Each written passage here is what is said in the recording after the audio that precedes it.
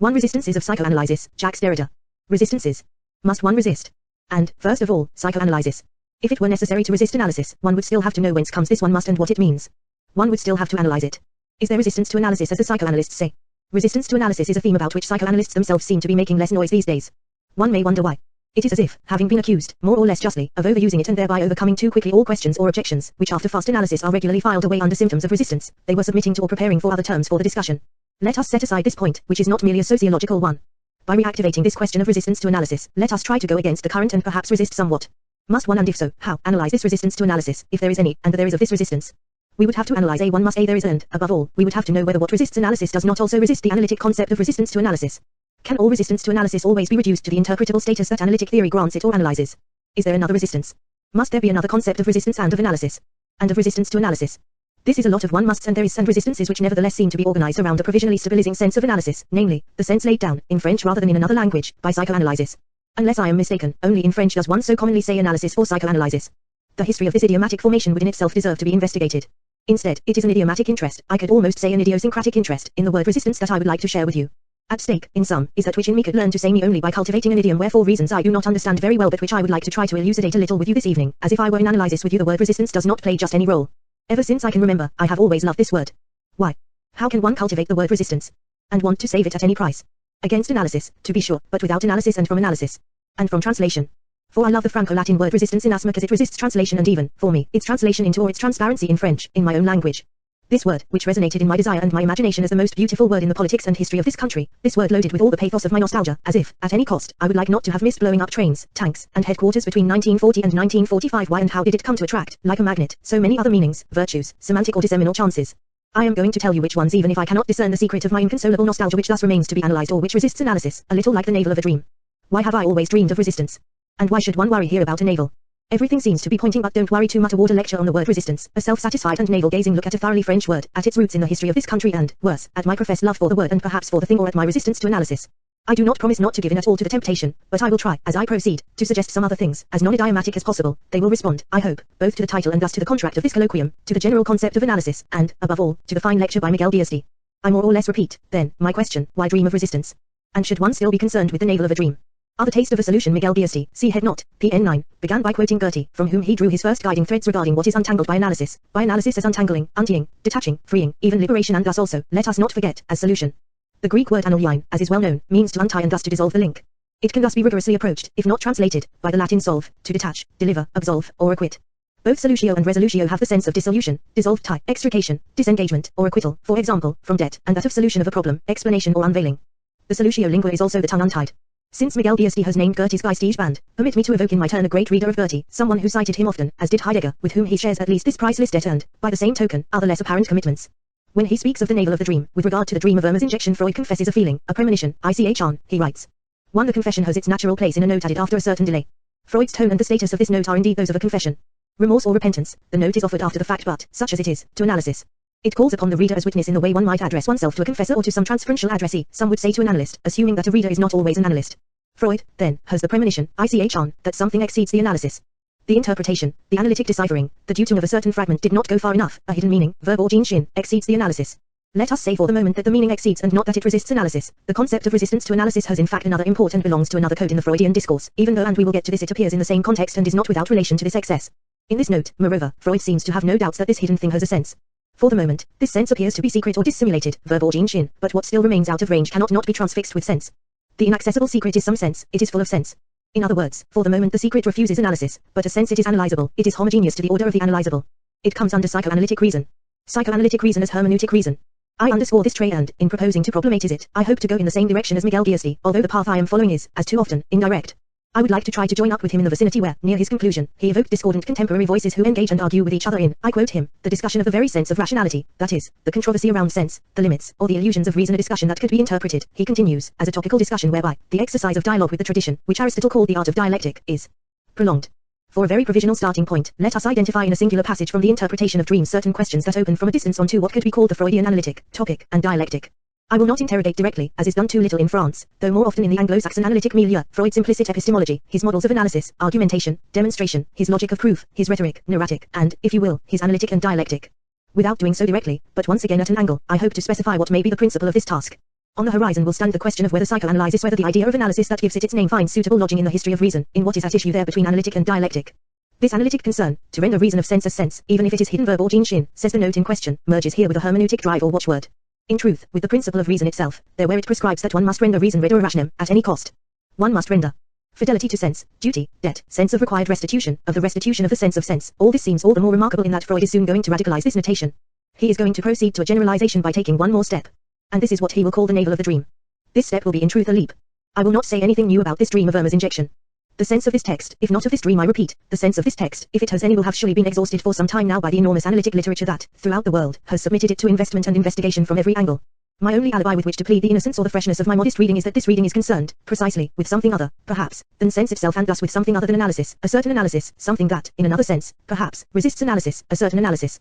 I will not claim to teach anything to anyone, but rather will repose the question of sense and of analysis, of a certain determination of sense and of analysis, and will do it with the example, the exemplary example as regards analysis, of a certain solution, Lojong.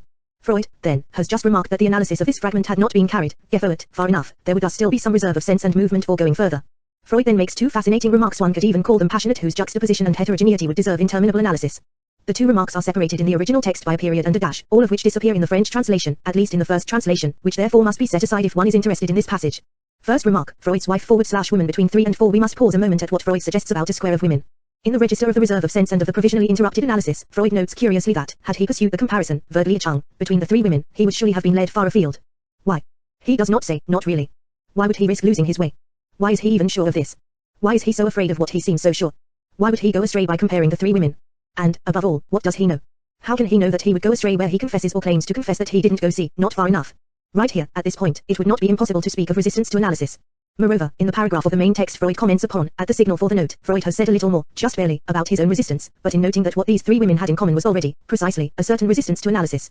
We will read this paragraph. As we all know, Freud is in the process of analyzing his own dream, a dream that he himself will end up by presenting, in conclusion, as a defense in the form of kettle logic, to wit, the kettle I'm returning to you is intact, 2, what is more, the holes were already in it when I borrowed it, and, 3, besides, you never lent me a kettle. I recall as well that it is a matter of posing as a general thesis that, after a complete analysis, nach vollendeter Deutungsarbeit, every dream can be recognized as the fulfillment of a wish. Although Freud still maintains this here, things will get more complicated later on, notably in Beyond the Pleasure Principle, which will also complicate, as we shall see, the question of sense. Thus of analysis. The complete analysis, says Freud for the moment, reveals the secret sense of the dream as the fulfillment of a wish. But Freud has also just specified with great insistence that he is not at all claiming to have totally unveiled, vollständig entdeckt, the sense of this dream, den Sinn dieses Traums. He is not claiming, far from it, that his analytical interpretation is without a gap, lack in lose, no 2I. Indeed, a note several pages earlier said that he of course does not think it a good idea to report everything that occurred to him during the work of interpretation. No less fundamentally, before we quote the paragraph on the 3 or 4 women and their common resistance to analysis, we must recall that everything here is concentrated and at the same time dissolved in a solution, Lojong, a chemical solution, but also, and Freud takes this sense into account in the interpretation of his dream, the solution of a problem. It's the same word, Lojong, an analytic solution. An analytic solution untangles, resolves, even absolves, it undoes the symptomatic or etiological knot. The same word, solution, analytic resolution, Lojong, is valid for the drug and for the end of the analysis.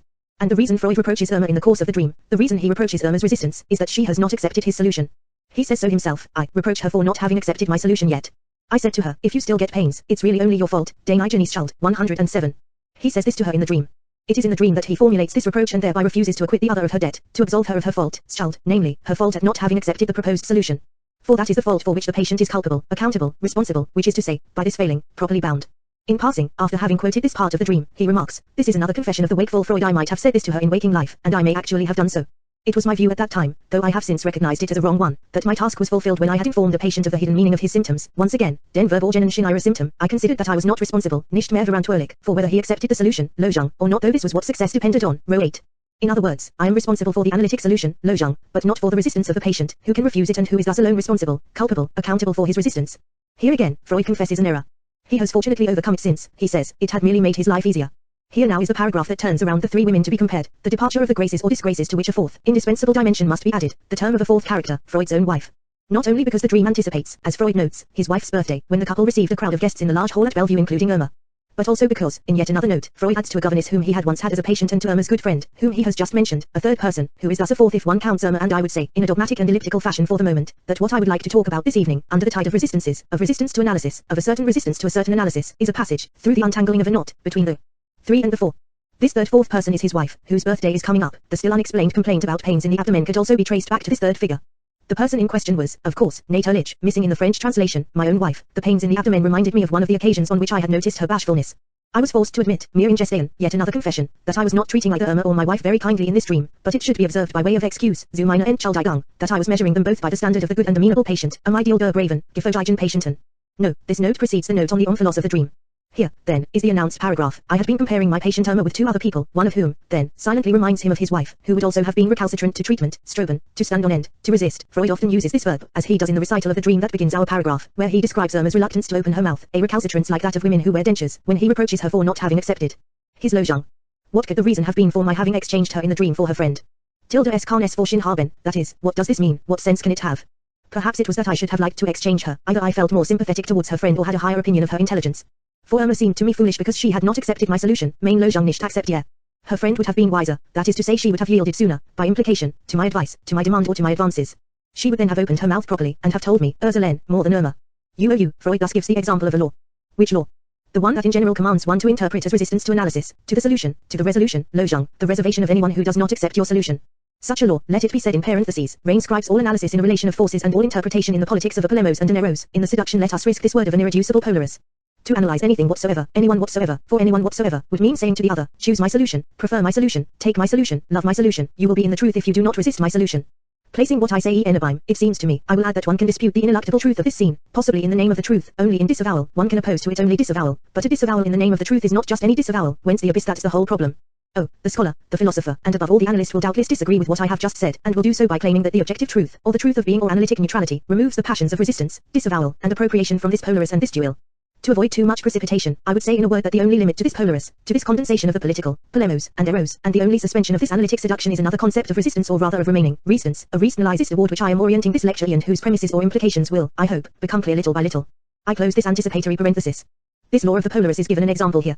Freud tells us why he would have preferred the other woman, because she would have spoken to him better, in other words, she would have spoken to him more, elle lui aurait dit davantage, which in ordinary French means that she pleased him more.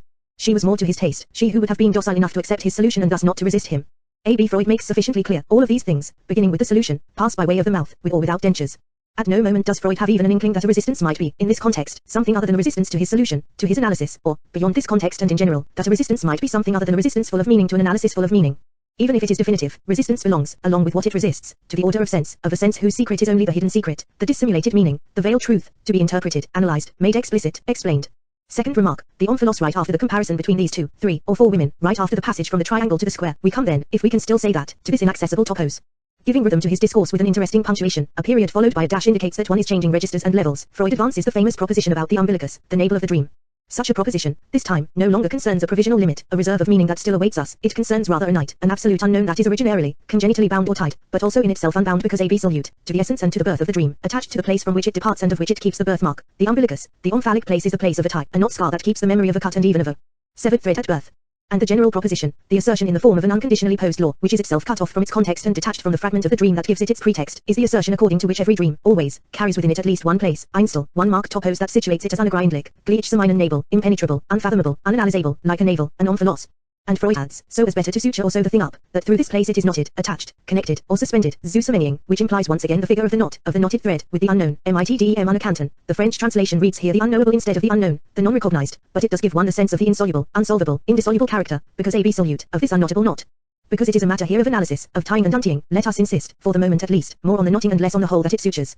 Lacan is more interested in the gap and the carved-out localization of the umbilical hole. At the beginning of the 4 fundamental concepts of psychoanalysis, he writes, what Freud calls the navel of the dreams, he writes, to designate their ultimately unknown center which is simply, like the same anatomical navel that represents it, that gap of which I have already spoken to. What forever exceeds the analysis of the dream is indeed a knot that cannot be untied, a thread that, even if it is cut, like an umbilical cord, nevertheless remains forever knotted, right on the body, at the place of the navel. The scar is a knot against which analysis can do nothing. I believe this very well-known passage deserves to be reread in this context for 2 reasons. In the first place, not so as to translate Deutung too quickly by analysis, but because the Penlopian or counter-Penlopian task of the Deutung, which is, after all, an analysis. Freud recalled this several pages earlier when he wrote that the interpretation he is inaugurating is indeed an analysis, at least insofar as it deals with details. He writes, in French, that it employs interpretation en detail and not en masse. 104 is a knot, threads to be untied, and untied where there has been no cut. It is thus always a matter for us of thinking how the cut can tie a knot, or, inversely, how the link can be interruption itself. And of thinking resistance starting from the necessity of what does anything but play with the paradox or the aporia. In the second place, because we ought to link this passage to a connected passage from the Traumdeutung that, it seems, allows one to draw closer to what forms literally the weave or shuttle of this text. This is found in the subchapter Forgetting of Dreams at the beginning of chapter 7, the psychology of the dream processes. Freud has just pointed out that most dreams, although not all, do not require over-interpretation or over-analysis, Überdeutung, and that all dreams do not lend themselves to an anagogic interpretation, Analogistdeutung, that is, to an interpretation that, like analysis, goes back, ana, to the highest, the most originary, the most archaic, or the most profound. Freud here uses a word, anagogic, that is not his own. The word comes from someone he is in the process of refuting and who answers to the very beautiful name of Silbra. Silbra distinguished between two types of interpretation. Psychoanalytic interpretation, the word is Silbra's, gives to the dream, says Freud explaining Silbra, a meaning, shin, most often a meaning that refers to infantile sexuality. As for anagogic interpretation, it concerns the depth of meaning, the profound seriousness of the thoughts that fill out the dream, the fullness of meaning that the dream takes as its fabric, its text, or its material, stuff. To dismiss this distinction and this terminology, Freud replies, all dreams do not require over-interpretation, Überdeutung. They do not all lend themselves to this anagogy invoked by a Silbra who is accused, moreover, not only of lacking empirical proof but also of giving into allegorical readings. Freud goes further, to the question of whether every dream can be submitted to Deutung, to interpretive analysis. He says that he answers no. And it is in order to justify this no that he invokes resistances. He then gives to these resistances the name that will continue to be theirs in a number of texts, Widerste D&D. If certain dreams, however, refuse to submit to interpretation, it is not at all because they lack meaning, it's because the work of interpretive analysis, Deutung Sabiet, has ranged against it, Gijon Sick, psychical powers, Psychist Schmidt, that are responsible for the displacements and disguises of the dream. Freud identifies very well the question we were talking about a moment ago. It is, he says, the question of a relation of forces, Einfrage des Verhieltnisses. That against which intellectual curiosity, which is also a force, discipline, psychological knowledge, analytic experience have to struggle is indeed internal resistances, inner Widerste D&D. It is thus a matter of mastering these resistances by opposing them, by buttressing oneself with an antithesis. However, like the resistance that we meet with in analysis, this relation of forces has meaning and truth. By overcoming resistances, we accede to oniric formations full of meaning, Sinnreich. Progress is an approach to, an approximation of this meaning, Ahnung dieses Sinns. Resistance must be interpreted, it has as much meaning as what it opposes, it is just as charged with meaning and thus just as interpretable as that which it disguises or displaces. In truth, it has the same meaning, but dialectically or polemically adverse, if one can say that. At this point in Freud's rhetoric, as well as in his argumentative logic, the same rupture is produced, at least in appearance, that we saw in the previous note, hundreds of pages earlier. To having evoked the progressive approximation, Ahnung, of a meaning that was only provisionally held at a distance, barred, or disguised by resistances and that nevertheless continues always to promise itself to analysis, across the resistances themselves, Freud seems to pose an absolute limit to this progress, which one can, moreover, translate and enlarge into the progress of reason in general, and he names the omphalos once again. It is difficult to decide whether the one must, man must, which confers modality on the utterance, records an unsurpassable limit as a factum or a fatum, or whether it is a one must of duty that institutes what one must do, which is not to go beyond, or, if you prefer, what one must not do, which is to go beyond, because that has no meaning. 3. The difference between the two modalities points to the enormous stakes. In the first case, the factum or the fatum prevents us without prohibiting us from going beyond. Since it concerns an external prevention of some sort, one may assume that there is meaning beyond, that there is a sense in going beyond, even if one cannot do it. In the second case, a structural limit prohibits us from going beyond and thus leaves the presumption of sense undecided.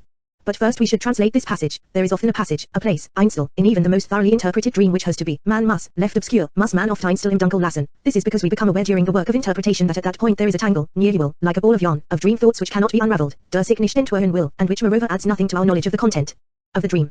This is the dream's navel, der Nabel des Traums, the spot where it reaches down into the unknown.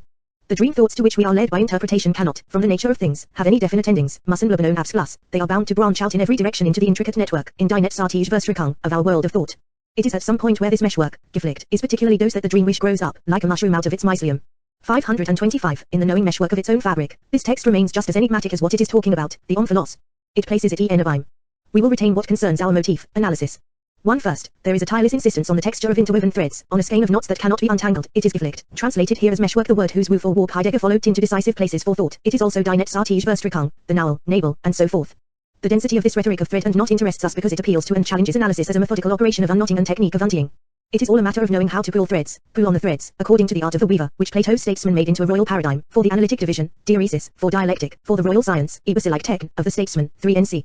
I refer you to a passage in the very fine book by Samuel Weber, The Legend of Freud, for which rigorously studies from another point of view the meshwork of these figures of umbilical meshwork, not overlooking that Weber also means weaver, following an etymology it perhaps has in common with the Greek uphe, uphen, or upheno, for woven cloth and to weave, nor that Mephistopheles, taken for Faust, according to Goethe, as Miguel Biesti reminded us at the outset, compared the fabrication of thought to a webmeister stuck, to a weaver's masterpiece that handles thousands of threads, Faden, plies the shuttle, Schiffelen, forming thousands of links and knots, Verbine dungeon, at a single stroke, Schlag.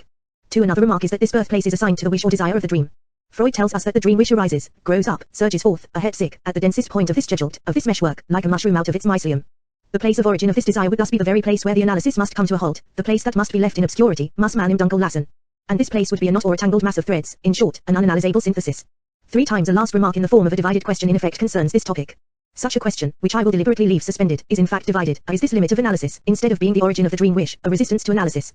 It would then be provisional and captured in an archivable history. For example, Freud has just related how, years later, he was able to interpret more easily some of his recorded dreams because in the meantime he had overcome resistances, Widerstände, in his interior life. Or is this limit of analysis instead attached, in some irreducible and a historical way, to the structure of the dream wish, which must be born, like a mushroom, at the point of greatest density of a meshwork destined to obscurity? If one transposes these first two hypotheses into a history of reason, the distinction between them is like that between, on the one side, an Enlightenment progressivism, which hopes for an analysis that will continue to gain ground on initial obscurity to the degree that it removes resistances and liberates, unbinds, emancipates, as does every analysis, and, on the other side, a sort of fatalism or pessimism of desire that reckons with a portion of darkness and situates the unanalysable as its very resource. But in the two hypotheses, the first question can be divided again or, if you like, it can be analyzed. In both cases one may wonder whether the insoluble knot, the umbilicus, is of the stuff of sense or whether it remains radically heterogeneous, in its very secret, to signifiable sense, as well as to the signifier, and one may also wonder whether what discourages the analyst, provisionally or definitively, is homogeneous or not with the space of analytic work, the work of interpretation. Due tongues be it. We will have neither the time nor the means to take up here this ordered series of hypotheses, particularly within Freud's text. One would have to read closely, among other things, all Freud's earlier and later texts on resistance. One would have to take account of the fact that psychoanalysis began by analyzing a resistance to hypnotic suggestion. When he judged the counter-suggestion with which the patient defended herself or himself against hypnosis to be the exercise of a right and found this legitimate resistance to be insurmountable, Freud invented, so to speak, psychoanalysis, a technique that is in principle non-hypnotic. This does not mean that it was non-violent, recall what we were saying about the relation of forces, but that it was concerned in principle with a new ethic of analysis. Beginning with studies on hysteria, Freud proposes a whole catalogue of resistances to analysis, that is, of defenses to be conquered when a representation is repressed out of consciousness and out of memory, the psychical trace of it was apparently lost to view. But, says Freud, that trace must be there. If I endeavored to direct the patient's attention to it, this trace, I became aware, in the form of resistance, of the same force as had shown itself in the form of repulsion when the symptom was generated. 5. It is thus a trace that resists analysis. And even as he explains the success of what he called the pressure technique, 28 are, against the resistance to association, 270, pressure of the hand on the forehead along with the injunction to speak, to declare the images and ideas that come to mind, the pressing prohibition against remaining silent, Freud proposes a sort of catalogue of the different forms in which this resistance appears, 278. When the resistance is prolonged, when one has not succeeded in transforming the patient, the resistor, into a collaborator, that is Freud's word, to whom one supplies explanations and in whom one arouses an investigator's objective interest in himself, thus already by substituting one motif for another, when one has not managed to push back his resistance, resting, on an effective basis then the most powerful lever after we have discovered the motives for his defense, therefore, for this resistance, is to deprive them of their value or even to replace them by more powerful ones, 282. It is thus not a matter of simply and in total neutrality substituting an unveiled truth for what resists it, but rather of leading the patient to awareness, la prise to conscience, by actively and energetically using counter-resistances, other antagonistic forces, through an effective intervention in a field of forces. Freud always maintained that resistance could not be removed by the simple discovery of the truth or by the simple revelation to the patient of the true meaning of a symptom. At this point, analysis of a resistance does not consist in a theoretical explanation of the origin and the elements of a defense symptom, but in an unbinding dissolution, an effective and effective practical analysis of the resistance broken down in its force and displaced in its locus. Resistance not only comprehended and communicated in its intelligibility, but transformed, transposed, transfigured. At stake, then, are sense and truth. Once this phase is attained, Freud tells us, there are no more general rules. This analytic technique can no longer be formalized as a technique of counter-resistances. I will cite a sentence that could cover the whole field in which analysis is interested as psychoanalysis, that is, all the disciplines and all the discursive situations where the question of analysis is in play. Teaching, for example, the teaching of philosophy with the problems of analytic and dialectic that Miguel Biesti described so well, and with its ideal of reason and of enlightenment. I will return later to the question of enlightenment, but also religion, with the concern for truth or of all that institutes, for example, confession. This no doubt is where it ceases to be possible to state psychotherapeutic active in formulas. One works to the best of one's power, as an elucidator, where ignorance has given rise to fear, as a teacher, as the representative of a freer or superior view of the world, as a father confessor who gives absolution, as it were, by a continuance of his sympathy and respect after the confession has been made. 282. If, however, resistance is not lifted by the revelation of its meaning, then, beyond all these discursive and intellectual situations that belong to the order of consciousness, it can only be lifted by the intervention of an effective factor. Freud insists on this in the very next sentence. Besides the intellectual motives which we mobilize to overcome the resistance, there is an effective factor, the personal influence of the physician, which we can seldom do without, and in a number of cases the latter alone is in a position to remove the resistance. The situation here is no different from what it is elsewhere in medicine, and there is no therapeutic procedure of which one may say that it can do entirely without the cooperation of this personal factor. 283. In the context of our discussion, this affects the whole philosophical history of analysis, from the royal weaver of the Platonic dialectic to the dialectic of the Hegelian presupposition, from the topics and analytics of Aristotle to Kant's transcendental analytic and the reckoning with the priori synthetic judgment. This whole history of philosophy, as such, would belong to the order of representation or of ideational consciousness. It could not intervene, at least as such, in an effective and effective fashion, in a decisive fashion to remove resistance of any sort. The two analyses would remain heterogeneous. The problematic of philosophical analysis, or of everything of which it is the type and the model chord at most, and to the extent that this philosophical analysis is invested with desire and motivations, work toward, can the lifting of such resistances. One would thus be tempted to think that the event of psychoanalysis was the advent, under the same name, of another concept of analysis. Of a concept different from the one that has held sway in the history of philosophy, logic, science. And at the same time a topical displacement would have occurred in all the concepts that form a system with it. Beginning with the concept of truth. Is there a tradition of analysis in general? If there was no unity of the concept of analysis, there would be no tradition from philosophy to psychoanalysis. Not one tradition, not a single one. But things are surely not so simple. For several reasons, one under the old name, the Paleonym analysis. Freud did not introduce or invent a new concept, supposing that such a thing ever exists. Who, besides God, has ever created, literally created a concept? Freud had no choice, if he wished to make himself understood, but to inherit from tradition. He had no choice but to keep the two motifs that are constitutive for every concept of analysis. The concurrence of these two motifs figures in the figure from the Greek language, namely, analgein. There is, on the one hand, what could be called the archaeological or anagogical motif, which is marked in the movement of Anna, recurrent return toward the principia, the most originary, the simplest, the elementary, or the detail that cannot be broken down, and, on the other hand, a motif that could be nicknamed lytic, litological, or philologic, marked in the lysis, breaking down, untying, unknotting, deliverance, solution, dissolution or absolution, and, by the same token, final completion. Thus the archaeological motif of analysis is doubled by an eschatological movement, as if analysis were the bearer of extreme death and the last word, just as the archaeological motif, in view of the originary, is turned toward birth. Keeping as legacy the two motifs of this axiomatic switch is that of science no less than of philosopher. Freud was neither able nor willing to inaugurate a new concept of analysis. He had to justify his discourse and his institution before the tribunal of traditional analysis, before its norms and its law. To this extent, at least, his discourse remains answerable to all the logico-epistemological questions to which we alluded a moment ago. 3 times if things are so entangled, if the judge perfects the whole of this historical situation, it is because this imbrication of the psychoanalytic concept in the traditional concept of analysis cannot be disentangled for more reasons than those we have just indicated. If one considers that psychoanalysis developed not only as the analysis of individual psychic resistances but as a practical analysis of the cultural, political, and social resistances represented by hegemonic discourses, notably in the form of its philosophical or scientific knowledge, it would have been necessary, if this history were to form one history and if it were to be unified in one tradition, for psychoanalysis itself to have a unified concept of resistance, of its logic and its topic. And this was never the case. Such, in any case, is my hypothesis. If it is true that the concept of resistance to analysis cannot unify itself, for known accidental or non-contingent reasons, then the concept of analysis and of psychoanalytic analysis, the very concept of psychoanalysis will have known the same fate. Being determined, if one can say that, only in adversity and in relation to what resists it, psychoanalysis will never gather itself into the unity of a concept or a task. If there is not one resistance, there is not a psychoanalysis whether one understands it here as a system of theoretical norms or as a charter of institutional practices. 6. If this is indeed the way it is, this situation does not necessarily translate a failure. There is also here a chance for success, with no need to dramatize things. I don't believe one needs to turn this disjunction, in this case or any other, into bad drama. The inability to gather oneself, to identify with oneself, to unify oneself, all of this is perhaps tragedy itself, but it is also the chance, and if there is no reason to dramatize, it is not only because that serves no purpose but also because it has not the least pertinence for this alliance of destiny, namely tragedy, and chance as the possible or the aleatory. To say that psychoanalysis does not have the concept of what it itself is in its auto-identification, because it cannot give itself a concept of resistance, is certainly not to describe a paralysis of psychoanalysis, at least not a banal and negative paralysis. There is also another logic of paralysis that some time ago, in parts I distinguished from the logic of analysis. It gives movement, it gives one to think and to move, with regard to auto-interpretation or, if one prefers, the auto-interpretation of psychoanalysis, but also with regard to its other, the adversary to which it opposed itself and the resistance of the traditional concept of analysis which it challenged. This impossibility of unifying the concept of resistance and of identifying the place of its insistence has never been a secret, especially not for Freud. Besides all of the initial hesitations that we have just pointed out in the studies on hysteria and in the interpretation of dreams, we know that much later, in the addenda to inhibition, symptom, anxiety, 1926, Freud recognizes no fewer than 5 types of resistance. They call for very different analytic strategies. These are distinguished topically and dynamically, and they have corollaries in 5 topico-dynamic regulations of analysis. 3 types of resistance proceed from the ego, the ID, and the superego. Those that come from ego, in other words from the egological subject and from a cogito that is not necessarily conscious through and through, are also of 3 sorts and differ among themselves as regards the dynamic. One has to do with repression, and this is the case Freud deals with most extensively. Another has to do with transference and sometimes retriggers repression because it consolidates repression rather than recalling it. Finally, the third egological resistance, of a wholly other kind, integrates the symptom into the ego and seeks a benefit in the illness. Let me say in an aside that I wonder who does not do that, what ego does not institute itself and does not last by means of this form of resistance, and on what confused concept of illness one is relying when one describes this ruse as an interesting singularity. We have here a virtual program for transcribing all the possibilities of resistance into the order of the philosophic and scientific self, and, in general, into the order of what could be called the cogito of Homo analyticus, the man of analysis. As for the resistance that comes from the ID, it calls for the analytic work that Freud names Durcharbeitung. Elaboration is the standard French translation, the English working through would be clearer, more analytic, more French. In the course of this laborious traversal, the subject sometimes becomes entrenched in resistance. Repression still persists, it insists, it resists even when the resistance of the ego has already been lifted. At that moment, one sees that the intellectual, theoretical, philosophical, ideal, or ideational acceptance of the analytic interpretation does not suffice to lift repression, which is, according to Freud, the ultimate source of resistance. What remains still to be conquered is the repetition compulsion to which we will return in a moment because it deserves, in my opinion, to be treated in a special way. Finally, Freud mentions a 5th resistance, that of the superego, which opposes guilt to cure. The need to be punished can become intransigent, confession or interpretation can slide around or on the surface of this resistance. All these organized types of resistance can be distinguished by logical, conceptual, methodical analysis, but in reality they are tangled up with and overdetermine each other.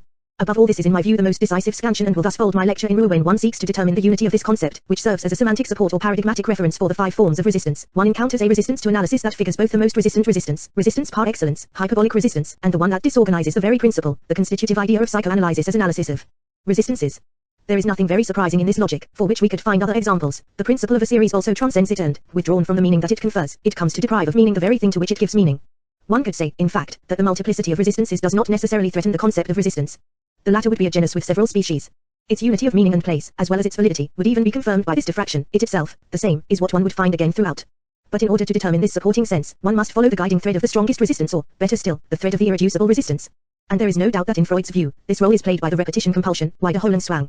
It is the repetition compulsion or everything that can be called by that name that calls for working through, once the ideational, conceptual, or philosophico-theoretical resistance has been lifted, and it is once again the repetition compulsion that can always thwart the working through itself. Freud even proposes calling it simply resistance of the unconscious. The paradox that interests me here is that this repetition compulsion, as hyperbolic paradigm of the series, as absolute resistance, risks destroying the meaning of the series to which it is supposed to assure meaning. This is an effect of homologic, in a certain way, as I noted a moment ago, but still more ironically, it defines no doubt a resistance that has no meaning and that, moreover, is not a resistance. I would say that what resists at this point is a non-resistance.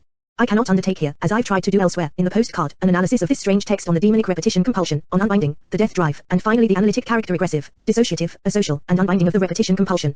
This compulsion combines the two essential motifs of all analysis, the regressive or archeotropic movement and the movement of dissolution that urges toward destruction, that loves to destroy by dissociating, which is why a moment ago I called it philolitic. The repetition compulsion does not give its meaning to the four other forms of resistance for two reasons. It has no meaning, death drive, and it resists analysis in the form of non-resistance, for the primary reason that it is itself of an analytic structure or vocation. Some would be tempted to infer from this that psychoanalysis is homogeneous to it and that psychoanalytic theory, treatment, and institution represent the death drive or the repetition compulsion at work. This would not necessarily be a cause for complaint, and it would permit one to recognize an affinity among the analytic, the demonic, and the thanatological as suggested to us by Mephistopheles and Hegel at the beginning of the session.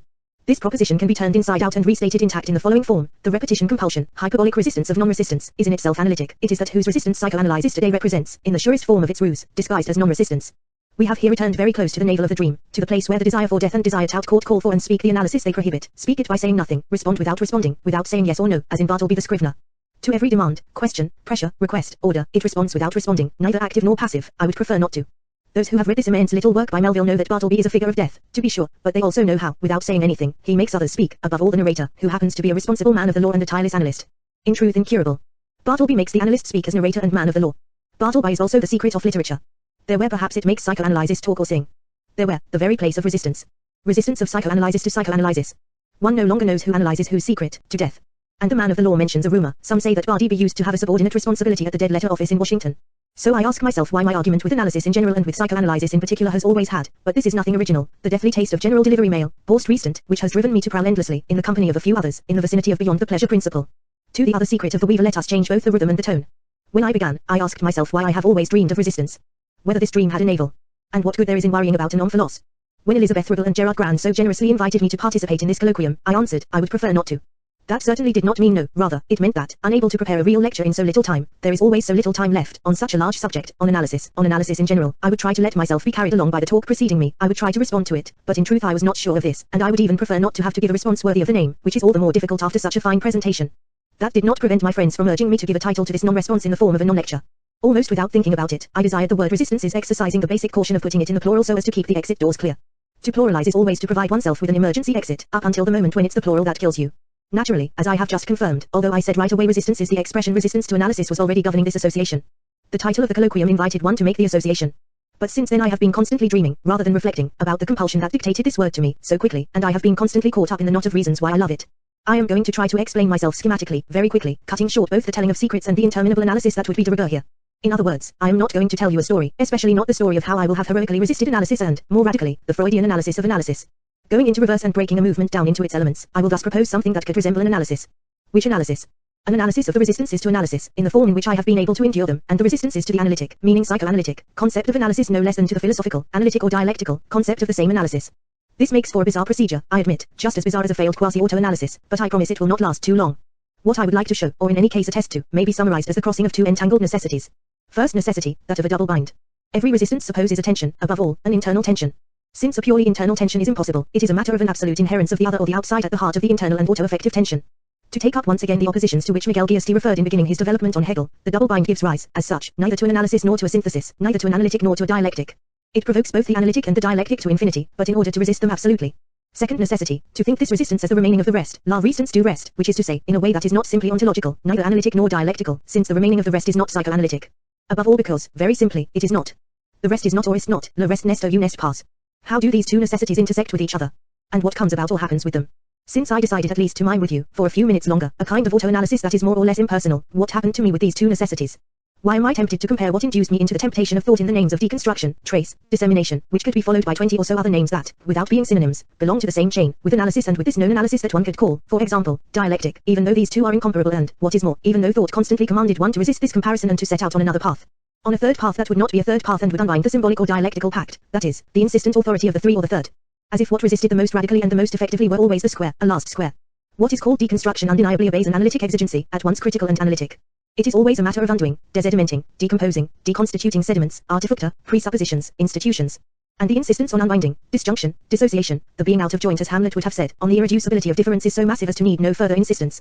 Since this analytic dissociation should also in deconstruction, at least as I understand it or practice it, be a critico-genealogical return 8, we have here apparently the two motifs of any analysis, which we have analyzed by analyzing the word analysis, the archaeological or anagogical motif of return to the ancient as archaeoriginary and the philologic motif of the dissociative, always very close to saying dissocial unbinding. But simultaneously deconstruction begins only with a resistance to this double motif.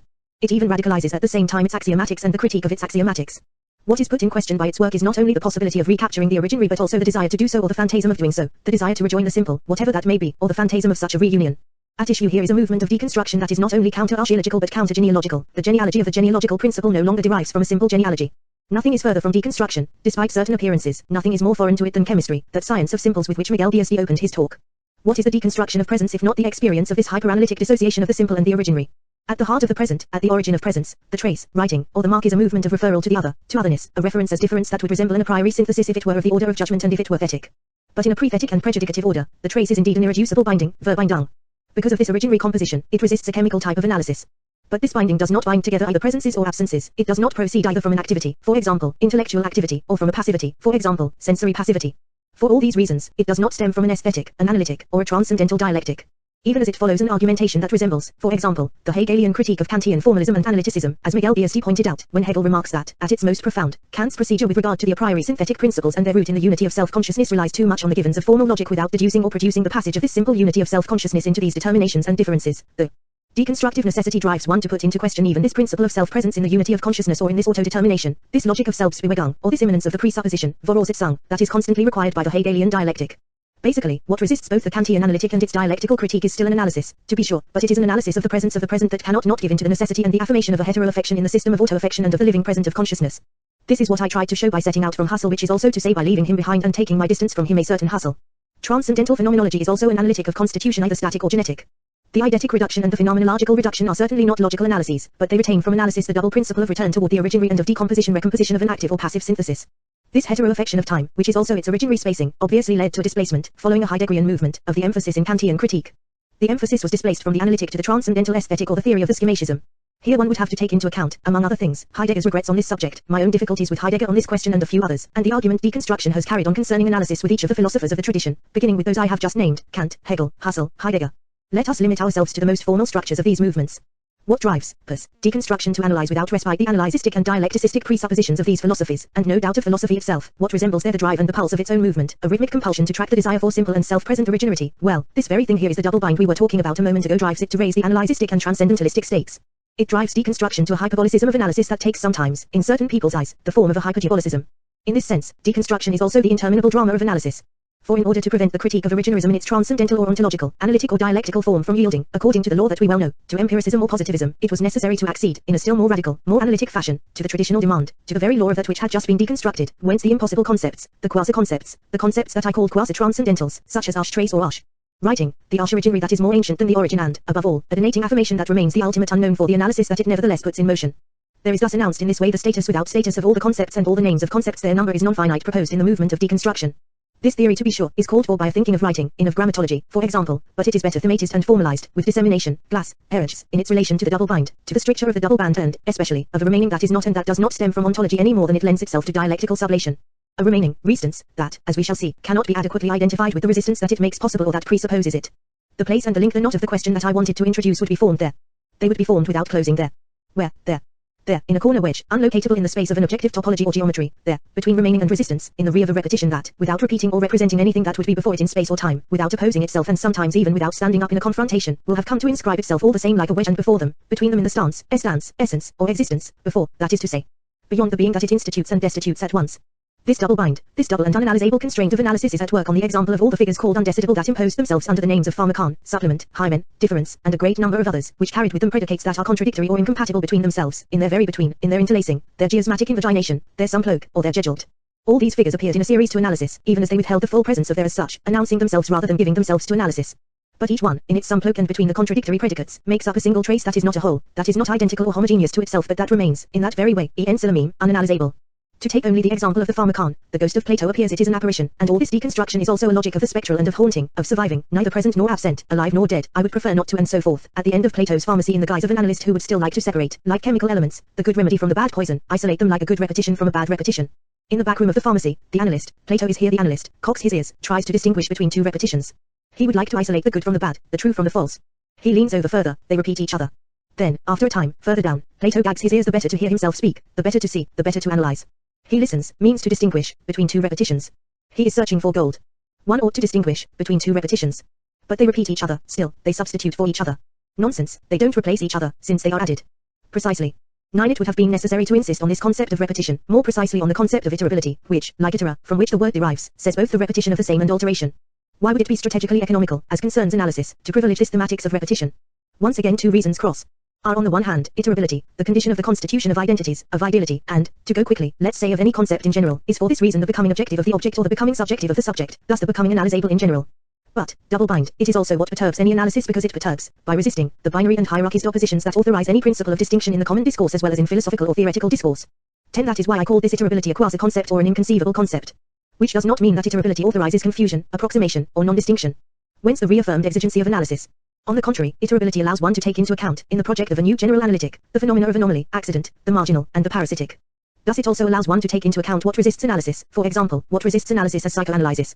2. For, on the other hand, if it is strategically important to point out the problem of repetition and iterability, that is because all the difficulties of the greatest resistance to analysis that we acknowledged in the first part of this lecture were leading us back finally to this resistance of resistances, in the face of which Freudian psychoanalysis found both its resource and its limit, namely, the repetition compulsion.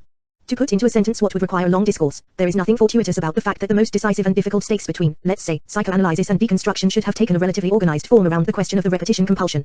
The great reference texts here are Beyond the Pleasure Principle and Lacan's seminar on the Purloined Letter, which explicitly takes its point of departure in this text by Freud. Since it is out of the question for me to open once again, even for a second, the dossier of the argument I have attempted elsewhere with these two texts, in the postcard, in particular, I will simply point out two possible entries, from our viewpoint this evening, namely, analysis. First entry, the reading I proposed of Beyond the Pleasure Principle, a book that begins, as did Miguel Diaz's lecture, with the apparition of Mephistopheles and that turns speech over, so to speak, to the advocatus diaboli of the death drive. This reading tends to acknowledge, in the paradoxes of binding, linking, and of solution or extinction, Erlösung, the very thing that endlessly sets the analysis and the thesis going again, beyond any Aufhebung, any Setzung, and any analytic position. 11. There is no analytic position once resistance is not identifiable. As for the analytic position, it can only be a resistance to this law. From this point of view, as I recalled at the beginning of To Speculate on Freud, it is then a matter of a putting to work and at the same time of a putting into question the principle of analysis, since the postcard is, like glass, a book on the band, the necum, the desmos, or the stricture, and on a certain unsolvable postal effect. 12. Second entry, in the argument with the seminar on the Purloined Letter, one of the most strategically decisive places, which are perhaps decisive because they forbid decision and thereby assign it its place, one only decides there where it is impossible, would still be this letter, which Lacan says does not bear partition. By contesting this thesis, which I hold to be dogmatic and idealist, by giving the counter-demonstration that the letter is divisible, I was recalling in effect a principle of interminable analysis, an axiom of interminability, perhaps. Because dissociability is always possible, and with it the undoing of the social bond, dissociability, because one must always and can always analyze, divide, differentiate further, because the philologic principle of analysis is invincible, one cannot assemble anything whatsoever in its indivisibility. The archaeological or anagogical principle of analysis is always destined to failure. And if one does not like the word failure, which is no doubt not the best one, since a chance in the falling due and a given of the fall are also involved, let us say that this principle is destined to the limit of its arrest or to the finitude of its suspense, there where it can no longer touch what it claims to be aiming at and therefore begins or ends up by losing its pertinence. The possibility of unbinding is also, of course, the only condition of possibility for binding in general. This tension between the archaeological principle and the philologic principle of analysis could be substituted for the duality of the Freudian principles in Beyond the Pleasure Principle. The question of divisibility is one of the most powerful instruments of formalization for what is called deconstruction. If, in an absurd hypothesis, there were one and only one deconstruction, a sole thesis of deconstruction, it would pose divisibility, difference as divisibility. Paradoxically, this amounts to raising the analytical stakes for a thinking that is very careful to take account of what always rejects analysis, the origin recomplication, the non-simple, the origin under erasure, the trace, or the affirmation of the gift as trace. This paradox is merely apparent, it is because there is no indivisible element or simple origin that analysis is interminable. Divisibility, dissociability, and thus the impossibility of arresting an analysis, like the necessity of thinking the possibility of this indefiniteness, would be perhaps, if one insisted on such a thing, the truth without truth of deconstruction, at least the one that is demarcated both from the spiritual bond, das geistige Band, of the Goethean Hegelian Mephistopheles, which Miguel Diaz evoked for us at the beginning of this session, and from the Heideggerian Versammlung, from that always ultimate reassembling of the same in which, for Heidegger, all difference is gathered up, the one, being, the logos, the polemos and Geist. One cannot separate this divisibility of the letter, of course, from the force of unbinding, another analytic phenomenon, which undoes the link, for example, the link of the debt, the symbolic, the name of the father. These are all motifs that link and are linked to the triangle or the circle of reappropriation whose trinitary figures dominate the seminar on the Purloined Letter. They give it the firm consistency of an exceptionally well-organized resistance, as does its affirmation that a letter always arrives at its destination. This is one of the places of division between the 3 and the 4, between the resistance bound up in all repressions and the disseminal remaining that not only does not come back to the father, as I tried to demonstrate, 13 but is exposed to a radical forgetting that no longer belongs to the topic or the economy of repression, destined as it is to chance and to ashes, namely, to a trace without trace, inviolable secret, without depth, without place, without name, without destination. Hyperpolitic, excessive destruction, and lysis without measure and without return, lysis without anagogy. Here I must cut things off and conclude somewhat abruptly. I conclude with the cut, precisely, and the paradox of decision concerning analysis. What we have just approached is both a hyperanalytic necessity. The law of A1 must analyze endlessly. What is more, it is analyzing itself indefinitely. It is indefinitely analyzable, therefore it must be analyzed hyperbolically. There remains always to be analyzed, and as well the other law that enjoins us to take into account what is more or less than a resistance to analysis. A remaining of this there remains to that makes of every analytic telos, the term of the analysis as principia. Of the principle, of the simple element, of the originary, or the arc, another resistance to analysis. In both cases, reason is at stake and the decision concerning reason, including enlightenment reason in its obedience to the principle of reason. What is called Ortclerang, enlightenment, or, in the difference of its French version, Époque des Lumières, is also a certain non-mathematical analyticism, not always simply Cartesian from Locke to the French ideologues, from Rousseau to Condillac, as from Hume to Kant. It is the concern to render reason from meaning by posing questions about the origin, by returning to the elementary, by breaking things down and deriving. The hyperanalyticism with which I identify deconstruction is a double gesture in this regard, double and contradictory, doubly bound, which is to say, bound /unbound in what one can call a double bind or double constraint, one on the one hand, to inherit and take inspiration from this enlightenment, as from that which is repeated, reaffirmed, and displaced in our time within both the reason of a transcendental phenomenology as well as within psychoanalytic reason and even, despite his lack of sympathy or apparent affinity with Ortclerang, within the existential analytic of the Dasein and the whole path of thinking thereby opened by Heidegger, too. On the other hand, to analyze tirelessly the resistance that still clings to the thematic of the simple and the indivisible origin, to our positional logic which dialectic does not put into question, to all that which, by repeating the origin, attempts constantly to reappropriate, restitute, or reconstitute the social bond, most often, whether one declares it or denies it, by renaturalizing it. What I have tried to analyze, in both Lacan, in the postcard, and Heidegger, in the Truth in Painting, on the subject of restitution and the reconstitution of the symbolic pact, stems from this axiomatics. The paradox, in which one neither can nor should set oneself up, for one does not set oneself up in a paradox. The law of this antinomy, which can only be endured in its tension, and all antinomies, those of Kant in particular, are the fated outcomes of analysis, is thus the paradox of a double one must, to be sure, analyze the one must of analytic desire as the desire to undo a composition or an originary contamination so as finally to attain a primitive, proper, or elementary simplicity that would be by rights the sole and true point of departure, the sole legitimate beginning, which Miguel Guisti spoke of earlier. These are other names for pure life or pure death. For me, it's the same thing, and everything I say goes as much against a philosophy of life as against its simple contrary. But here, without delay, comes the double bind. To analyze such a desire does not mean to renounce its law and to suspend the order of reason, of meaning, of the question of the origin, of the social bond. One must equally take into account, so as to render an account of, the archaeological, anagogical, and also hermeneutic demand of reason and the principle of reason, as concerns meaning, resistance, repression, conflict of forces, and so forth. Is not this double bind, a term I leave in English because it names the bind, that is, the call to analysis, which is not the case with the French expression double contraint that is sometimes used to translate it, the question of analysis itself. Not that one must assume the double bind. By definition a double bind cannot be assumed, one can only endure it in passion. Likewise, a double bind cannot be fully analyzed, one can only unbind one of its knots by pulling on the other to make it tighter, in the movement I have called stricture. 14 But if a double bind cannot be assumed, there are several ways of enduring it. First, by ceasing to believe it is merely a classifiable and circumscribable pathology, which is what we are sometimes urged to believe when, beginning with Bateson and others, it is assigned a schizogenic power to which some fall victim while others are immune. I will not venture to argue that the double bind is never pathological, in the terribly trivial and real meaning of this word, and reveals only a transcendental illness of the analytic or the hyperpolitic as such. But it is an illness that is no more fortuitous or pathological than all the pathetic figures of death. Next, if a double bind cannot be assumed but is endured in 1,000 different ways, if all passions are irreplaceably assigned to singularity, if a double bind is never one and general but is the infinitely divisible dissemination of knots, of thousands and thousands of knots of passion, this is because without it, without this double bind and without the ordeal of a priori that it determines, there would only be programs or causalities, not even fated necessities, and no decision would ever take place. No responsibility, I will go so far as to say no event would take place. Not even analysis. Not even the place. Let us tie up the threads again, so as to fall back into the web or the net that Miguel Guisti has just set for me. I would have liked to convince you that by going from 3 to 4, from 2 to endless and bottomless divisibility, I have merely allowed to resonate what was in fact, indeed and at the beginning, imam von Warditat, the Mephistophelic word. This word also announced a certain delay, the late-comer philosopher. Zwarists mit der Gedankenfabrik wie mit einem Webermeisterstieg, wo Eintritt Faden red, die Skiffen Heret über Hineibus Gessen, die Faden angesiehen fleißen, ein Schlag Verb ein Dungeon schlagt, der Philosoph, der Tritt hierin und beweist Jug, es must so sein, das erst war so, das wird so, und drum das Dritt und wired so, und wenn das erst und zweit nicht war, das Dritt und wired war nimmer to translate, it is a fact that the making of thoughts is like a weaver's loom, where a treadle lifts thousands of threads, where the shuttle flies back and forth without stopping, then enters the philosopher. This is the delay of the philosopher, of the latecomer who analyzes after the fact and whose students will never learn the secret of how to become a weaver or, for that matter, by definition and because of an essential allergy, any are secret, and demonstrates that this is how it must be. The first is this, the second is that, therefore the third. And the fourth are that, and if the first and the second did not exist, the third and the fourth would not exist either. Students from every land think highly of this reasoning and yet not one of them has become a weaver. Das Präsent ist Schule aller Orten sein Deberkien Weberschworden.